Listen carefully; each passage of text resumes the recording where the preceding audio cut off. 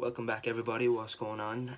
Today we're going to talk about radiation and the effects that it can have on the human body.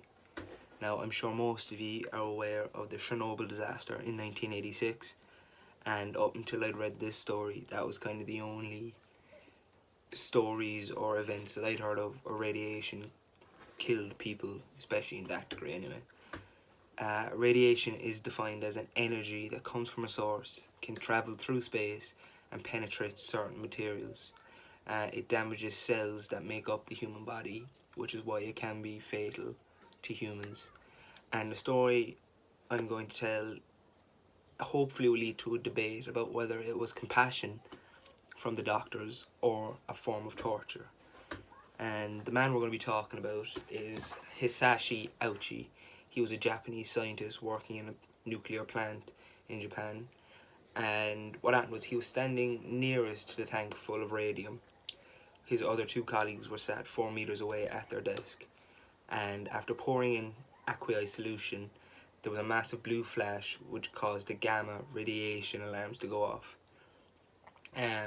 This was the second disaster to happen at the plant, but the worst civilian disaster to happen in Japan's history.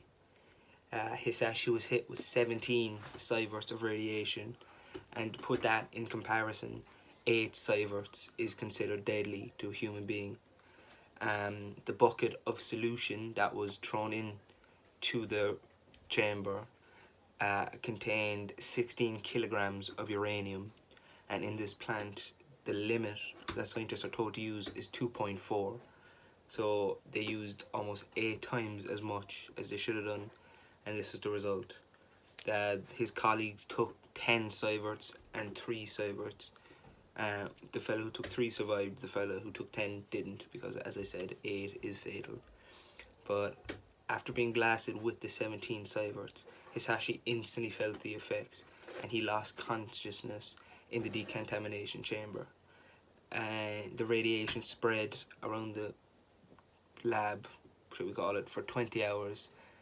And basically what it started to do while he was being transported to the University of Tokyo Hospital, it just started to destroy his chromosomes, his very DNA. That's how much radiation this man had in his body. His white blood cell count was almost 0, so his body had basically just given up.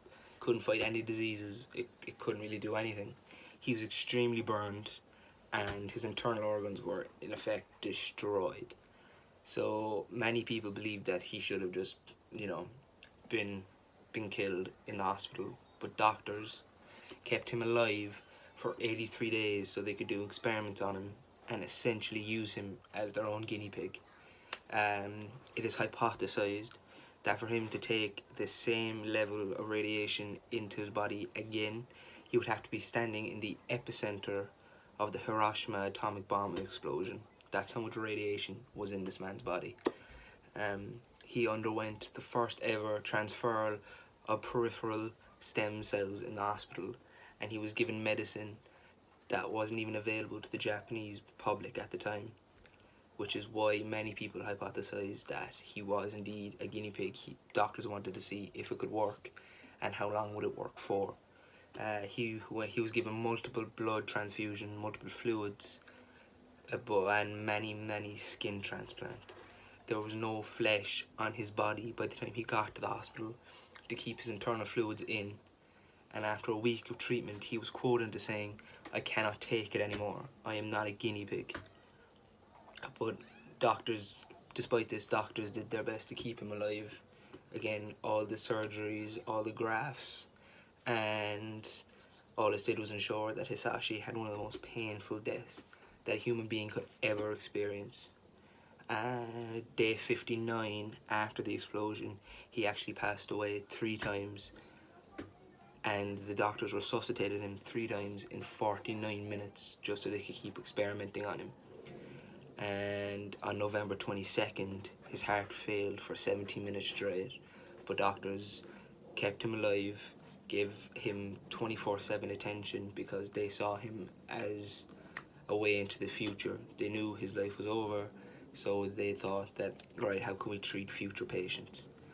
And he finally passed away on December 21st, 1999.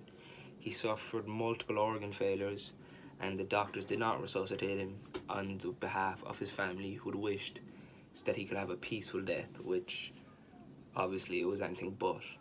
So I'm telling the story because I want it to be a kind of thing where I want it to be a debate. Do you think they kept him alive out of compassion, or do you think it was just purely for science, they didn't care about him? I personally think it was for science. He should have been allowed to die as soon as possible. I can't imagine the pain he went through in his last few days, last few months even, and that, yeah, there was no compassion involved. It was strictly for science. But let me know what you think. There is a picture that of him days before he died. I'm not going to put it up because it is very disturbing. So if you want to have a look at it, I can either send it to you personally, just give me a text on this, or just Google his name and it will come up, because it is a fairly infamous photograph. So thank you for listening. Like, share it around. Cheers.